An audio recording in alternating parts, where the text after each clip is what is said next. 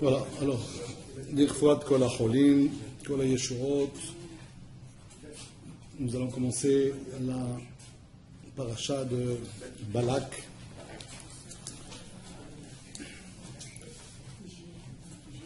Quand on parle de Balak, on parle de Bil'am.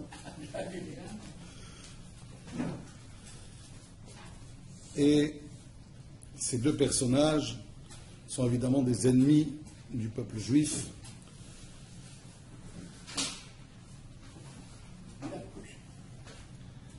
Et à la différence du nom de la paracha, qui donne un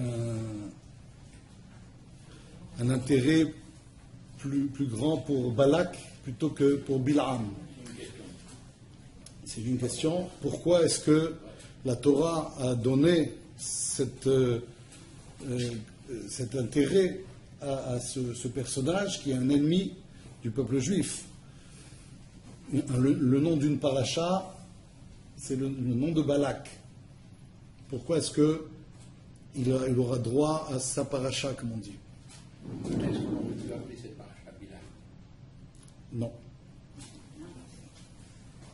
Il y a beaucoup d'ennemis qui n'ont pas eu droit à une paracha.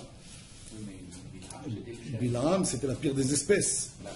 Mais ce qu'il faut comprendre maintenant, c'est pourquoi Balak, lui, a le droit aux honneurs, en quelque sorte.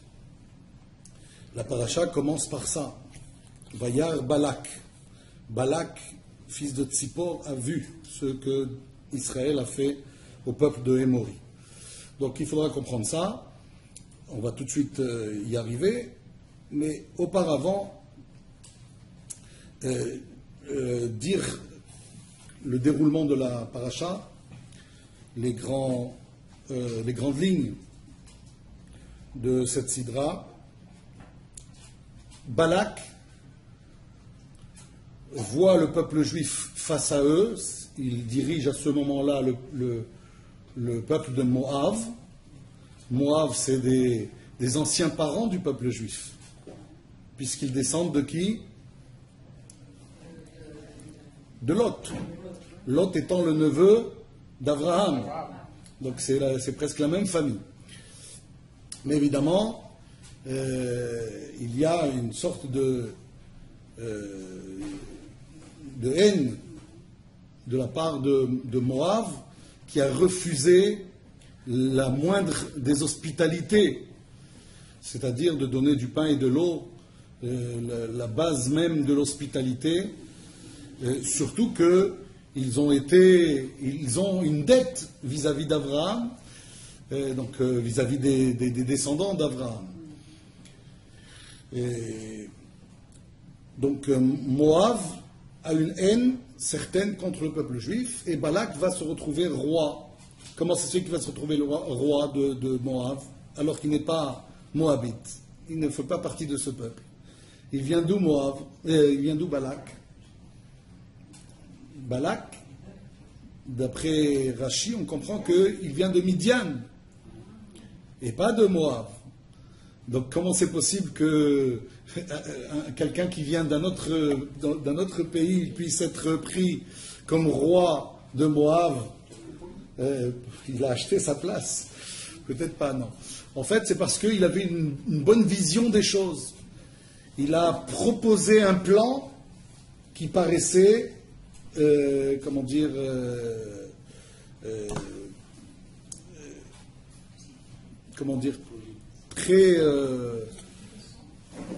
clair, très juste. Aux yeux des Moabites, évidemment. Et donc, c'est pour ça qu'il va être le roi. Et c'est quoi sa vision des choses? Il va comprendre, et on va le voir comment, dans le détail un peu plus, il va comprendre quelle est la force du peuple juif et comment on peut s'attaquer à lui. Et donc, il va proposer, à la suite de ce constat, à la suite de cette analyse, il va proposer de faire appel au service de Bilam.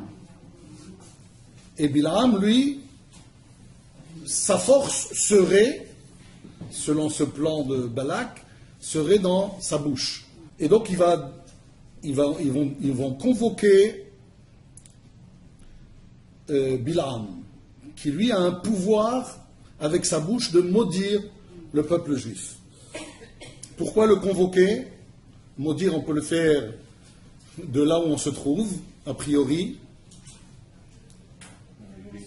C'est pour accompagner la parole avec la vue. Quand tu vois quelqu'un et que tu le maudis, ça a plus d'impact. Donc viens, quand tu vas observer le peuple juif de là où on se trouve, puisqu'il est en face de nous, et tu pourras peut-être avoir un plus grand impact sur lui. Donc, c'est la Jordanie, par exemple, maintenant, il y avait des... Oui, je pense.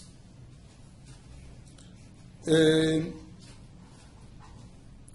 va faire Bilam?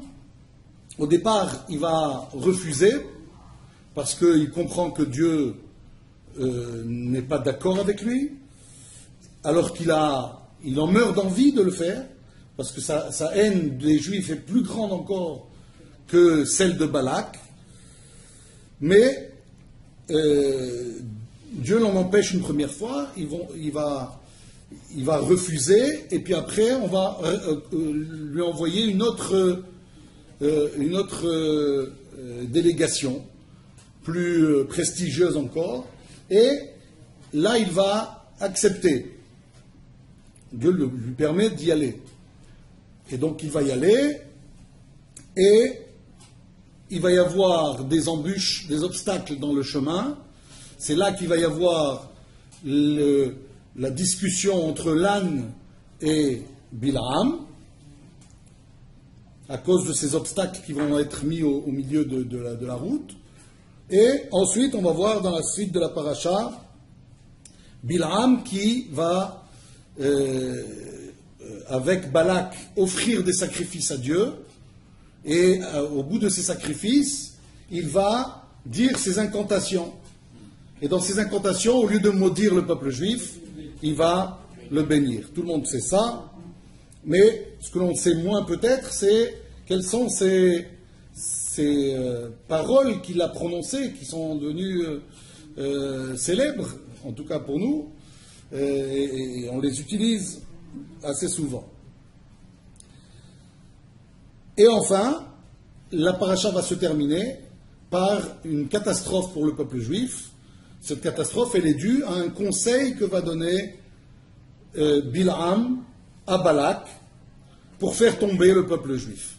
C'est de faire fauter les juifs en les entraînant dans l'immoralité, en les invitant à participer à toutes sortes d'activités, de façon à pouvoir les entraîner dans la débauche et causer leur perte. Il va y réussir en partie.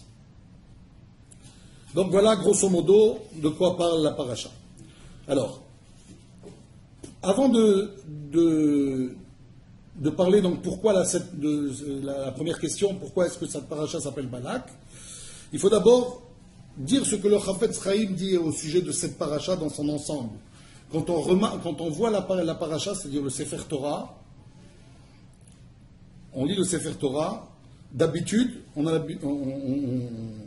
on monte à la Torah, on voit des coupures entre les différents textes. Il y a des blancs, ce que l'on appelle des blancs. Oui, c'est-à-dire ce qu'il y a entre les blancs, entre deux blancs, c'est un texte qui peut faire un passouk de 10, 20, 30. Il peut être plus ou moins long comme texte. Mais il n'empêche qu'entre différents textes, il y a des blancs. Dans la paracha de Balak, il n'y a pratiquement pas de blanc. Du début jusqu'à la fin, c'est d'un trait. Alors le Chafetz Chaim pose la question, pourquoi est-ce que la paracha de Balak est sans coupure, sans entrefilet? Et ça va nous apprendre quelque chose sur Bilam.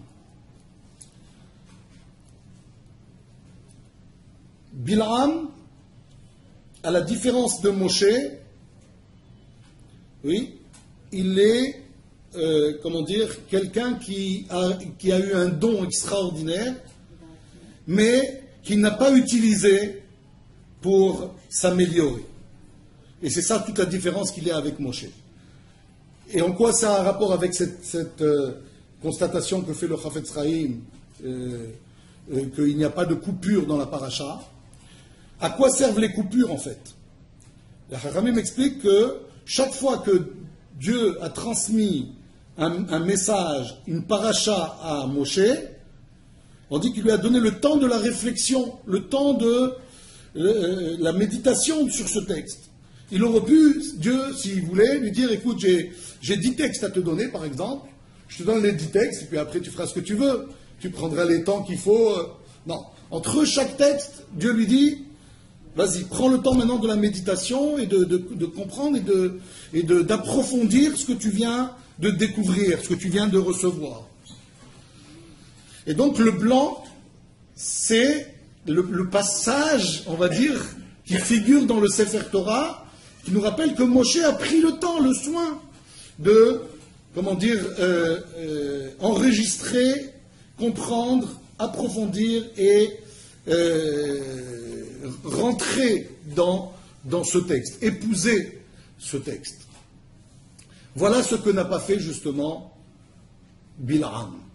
Bil'am a reçu des choses extraordinaires de Dieu, mais au lieu de les utiliser pour le bien, il les a gardées, mais pour ses intérêts.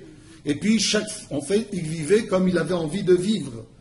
Dans une de ses incantations, il va dire Tamot nafshi mot yesharim utri achariti kamou. Oh, si je pouvais mourir en saint. Si je pouvais mourir en saint, en tant qu'un homme saint. Mot yesharim. Plus littéralement, ça donnerait en tant qu'homme droit. Ça veut dire, donc il reconnaît par là qu'il ne l'est pas. Il ne vit pas comme ça. Mais qu'est-ce qu'il souhaite? C'est de mourir comme ça. C'est-à-dire qu'il voudrait vivre en fait toute sa vie à se faire plaisir, mais que les derniers moments de sa vie, qu'il fasse teshuva, et puis pouvoir mourir comme ça, comme un saint, partirait de ce monde. Évidemment, est-ce que c'est juste ce qu'il pense? Est-ce que c'est possible d'avoir une chose pareille? Est-ce qu'on peut faire teshuva avant de mourir? Alors, donc peut-être que c'est bien ce qu'il pense. Pourquoi pas, après tout? Si c'est juste ou pas. C'est juste, a priori. Ça existe. Il y a cette option-là qui existe. Quelqu'un, avant de mourir, dans son dernier souffle, il regrette amèrement ce qu'il a fait dans sa vie et il décide de se plier à Dieu. Si Dieu, tu m'accordais aujourd'hui à vivre encore quelque temps, je serai un serviteur le plus dévoué possible. Comme le président américain. Pourquoi pas? Alors, pourquoi est-ce qu'on voit ça d'un mauvais œil, nous?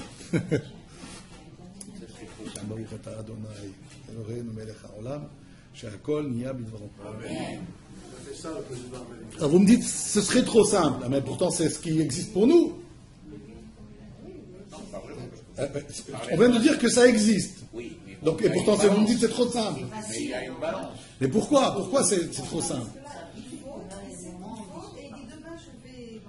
Voilà, la différence, elle est là. L'option, elle existe. Mais pas parce qu'on a projeté cela. C'est-à-dire que si ça arrive sans qu'on l'ait projeté, alors effectivement, ça peut être le cas. Mais si quelqu'un y projette de faire teshuva à la fin de sa vie, on dit que quelqu'un qui fait ça, on l'empêchera d'y arriver. Ça ne peut pas marcher. Pourquoi? Pourquoi ça ne peut pas marcher? On a déjà expliqué une fois ce raisonnement, cette logique. Pourquoi est-ce que quand quelqu'un dit « je vais m'éclater, je vais faire ce que je veux », le dernier jour de ma vie, dès que je sens l'heure approcher, ou bien quand j'aurai 70 ans, quand j'aurai 80 ans, ouais, 80 ans, non, je dis un exemple. Quelqu'un, il dit comme ça, il dit voilà, je vais m'éclater pendant tant d'années, et arrivé à tel âge, si j'y arrive, et j'espère y arriver, ouais, je me rangerai. Si quelqu'un fait ça, on dit qu'on ne lui permettra pas de faire teshuva. Pourquoi donc? Quelle est la logique? C'est une négociation, vous dites. Et donc ça ne marche pas. Oui, mais où est la logique? Pourtant, on dit bien que c'est une option. Donc, où est-ce qu'elle est la logique? On dit que la logique, elle est comme ça. La teshuva, pourquoi elle marche? Parce qu'elle permet à l'homme de regretter ce qu'il a fait. Or, ici, la teshuva qui est programmée, elle permet à l'homme de fauter, pas de se ranger. Vous comprenez? La teshuva, elle est bonne quand elle est immédiate, quand elle est pour arrêter l'hémorragie. Mais le gars, il dit non, je programme une teshuva pour continuer l'hémorragie. Ça ne marche pas. Vous comprenez? Il y a une logique, si vous voulez. C'est que la teshuva, elle est contraire à l'état d'esprit de la teshuva. Donc c'est pas une bonne teshuva. Donc on ne lui permettra pas de faire teshuva. C'est une fausse teshuva, exactement. Ça revient, grosso modo, ça s'appelle négocier, quoi. C'est pas valable. Une teshuva, c'est une teshuva sincère qui n'est pas programmée. Et donc lui, il disait, Tamot nafshim mot yesharim. Or, si je pouvais mourir comme ça, c'est-à-dire vivre comme ça, il ne veut pas. Parce qu'il dit c'est mourir comme ça. Ça veut dire qu'il ne veut pas vivre. Mais on comprend de là qu'il a décidé de vivre le contraire de la volonté de Dieu. Est-ce qu'il connaît les lois de Dieu? Lesquelles lois il doit appliquer? Les 7 lois noachides, puisqu'il n'est pas juif. S'il applique les 7 lois noachides, c'est-à-dire la volonté de Dieu, eh bien, il a droit à son olam haba. Et il le sait, puisque, d'où on sait qu'il le sait? Puisqu'il est prophète. Si lui, il ne le sait pas, qui le sait?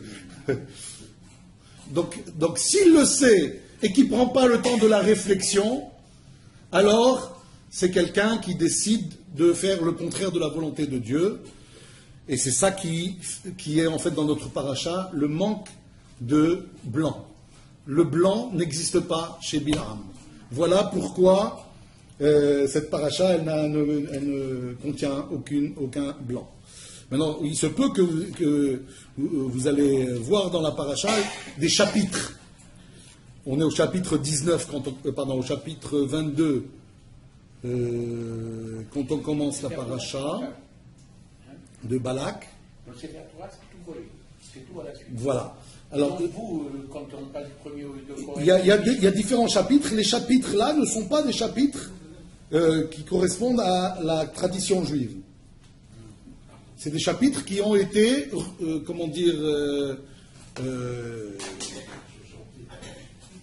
décidés par des non-juifs. Et on a gardé ces chapitres parce que ça permettait d'avoir une certaine cohérence quand on donne des références. Oui.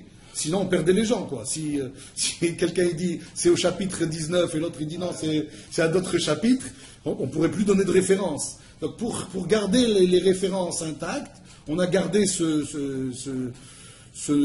chapitres, mais en fait, ça n'a rien à voir avec les chapitres de la Torah. Les chapitres de la Torah, c'est seulement...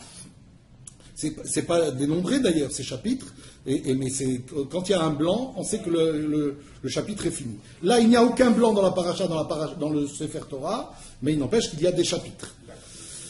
Donc ça, on a compris, c'est le Chafetz Chaim qui dit ça. Maintenant, pourquoi Balak a eu droit à une paracha? Maintenant qu'on a dit ça, on peut mieux comprendre Balak.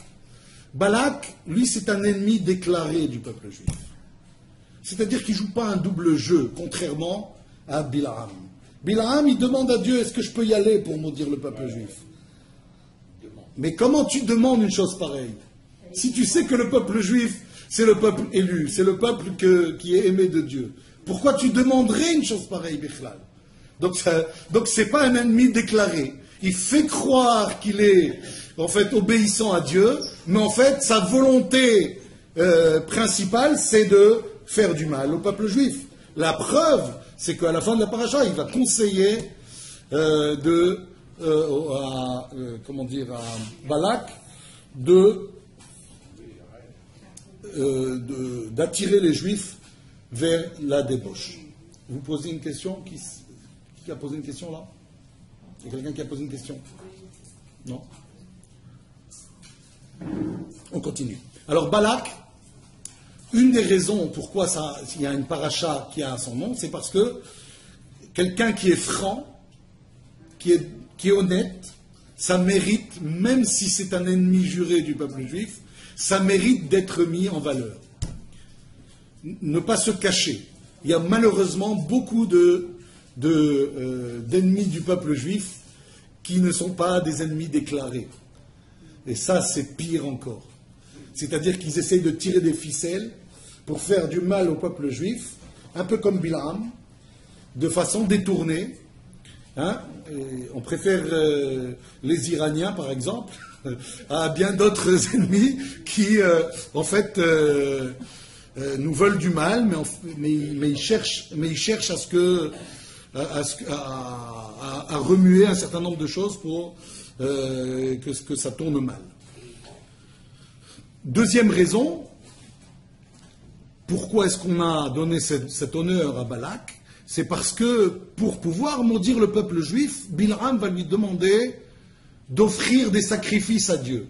Une fois que les sacrifices étaient offerts, alors Bilham pouvait essayer donc de maudire le peuple juif. Et donc, Balak va se conformer à ce que Bilham va lui demander.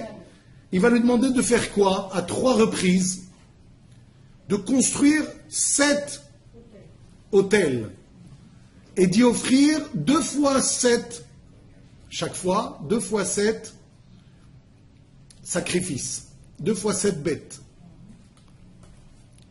Ça, vous multipliez 14 par 3, ça donne 42. En tout, 42 fois, il va offrir des sacrifices à Dieu.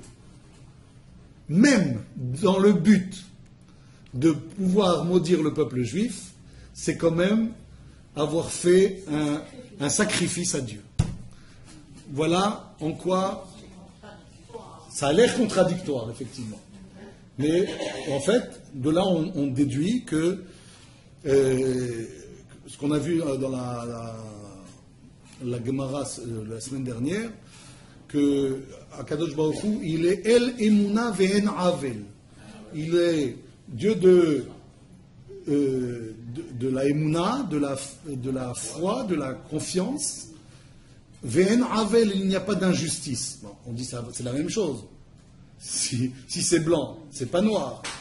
Si c'est pas noir, c'est blanc. Donc pourquoi tu me dis 2 choses qui disent la même chose, en fait? Dieu est digne de confiance et il ne fait pas d'injustice. C'est pareil. On dit non parce qu'il y a 2 registres. On dit il y a la récompense et il y a la punition. Quand il punit Dieu, il punit le méchant dans ce monde, oui. Il punit le juste dans ce monde comme il punit le méchant.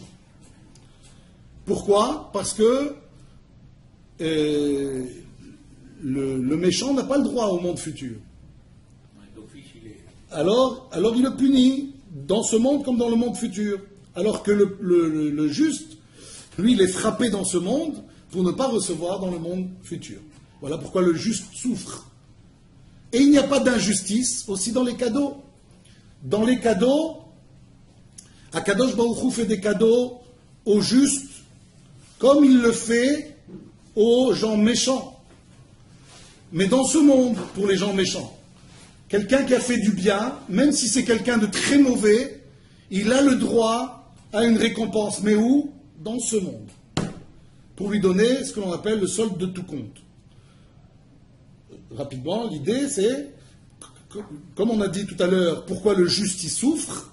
De la même façon, on peut se poser la question, pourquoi est-ce que le méchant prospère? Comment ça se fait qu'un parrain de la mafia,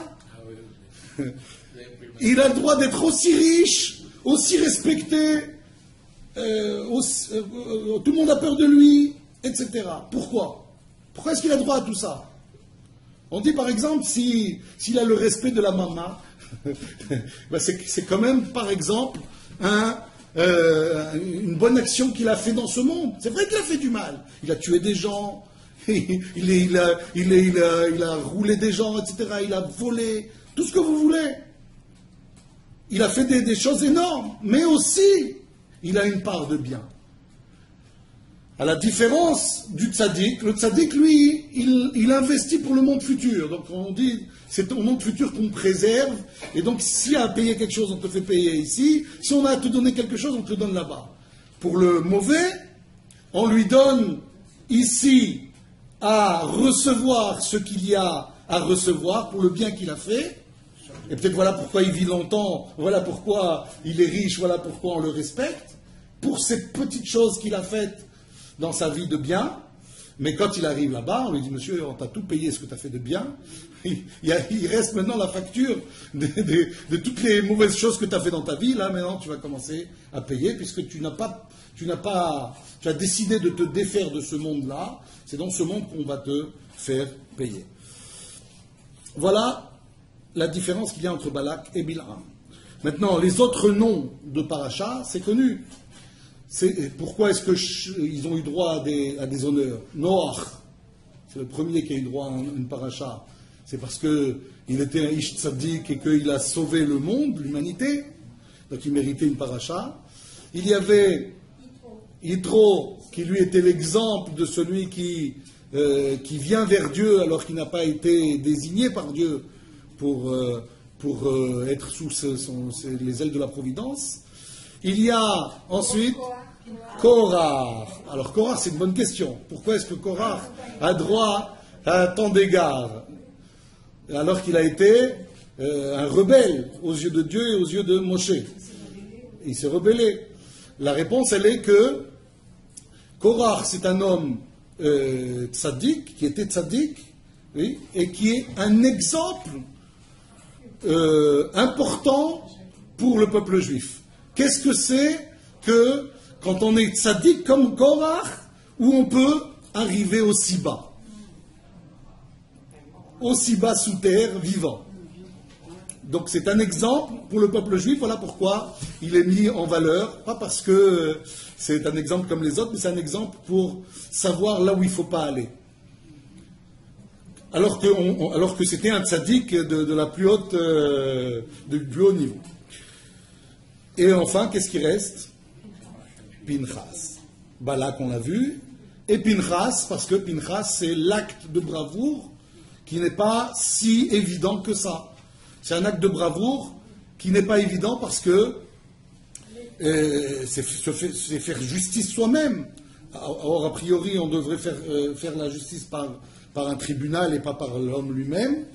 Mais dans un cas exceptionnel, la Torah, elle veut montrer cet exemple. Ça peut arriver, un cas pareil, et on ne peut pas demander la halakha à ce sujet, mais il n'empêche que c'est quelque chose que l'on peut faire si on a vraiment un intérêt spirituel uniquement. C'est-à-dire penser qu'à Dieu, et pas penser à soi-même ou son intérêt personnel. Oui. Comment? Paro, c'est pas le nom d'une paracha. Maintenant, on nous dit dans le premier passouk, Vayar Balak ben Tzipor. Balak, fils de Tzipor, fils d'oiseau. C'est bizarre comme un drôle d'oiseau. Ben Tzipor, on nous dit comme ça. Il a vu et kol asher asa Israël la Émori. Il a vu tout ce qu'a fait Israël au peuple de Émori. Émori, c'est un peuple. Vayagor Moav mipenaan meod. Et le peuple de Moab a eu très peur de ce peuple-là, parce qu'il était nombreux. Vayakotz Moav mipene bene Israël, ils en ont éprouvé du dégoût. Voilà les deux premiers versets. Donc la question qu'on se pose, c'est quoi Vayar? Il a vu quoi? On ne nous dit pas. Et kol asher asa, tout ce que il a tout vu. C'est possible de tout voir a priori. Ça paraît bizarre.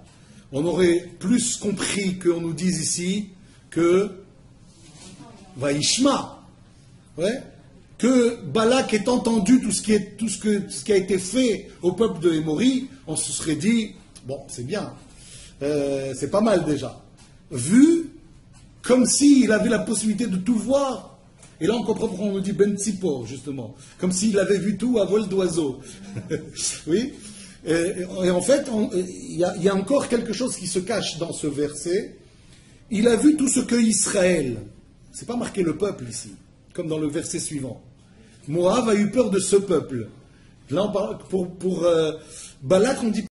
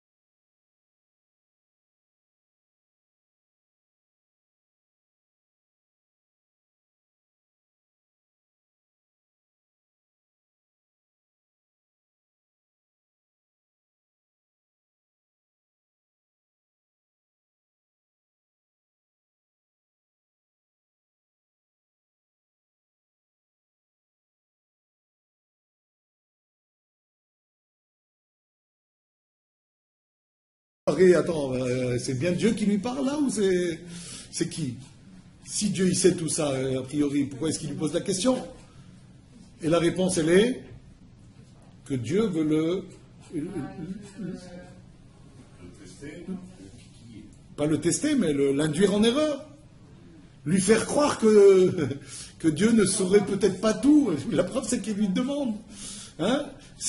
Et pourquoi c'est important pour Dieu de faire ça, l'induire en erreur?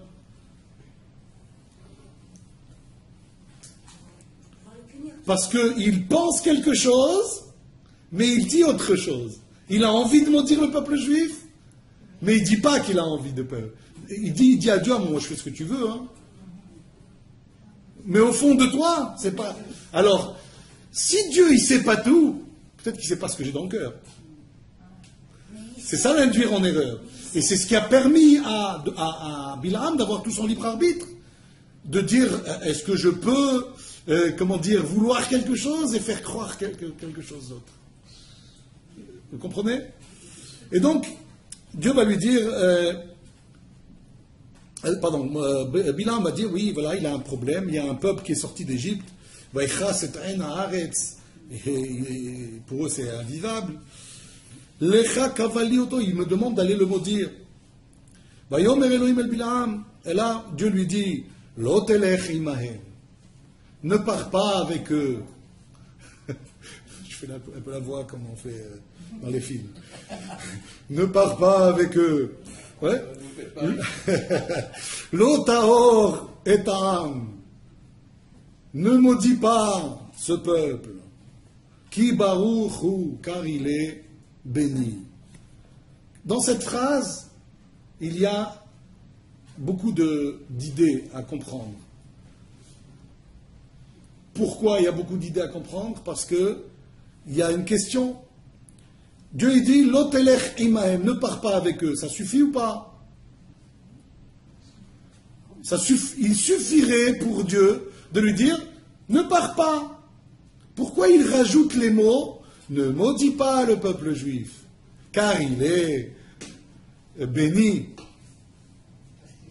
Ben oui, s'il est béni, alors, pourquoi tu me rajoutes tout ça? Il fallait me dire simplement, ne pars pas. Comprenez la question? Et donc, en fait, Rashi nous explique qu'en fait, on n'a rien compris au passo. Le passo qui vient nous dire comme ça, Dieu lui dit, ne pars pas avec eux. Que fait Bilham?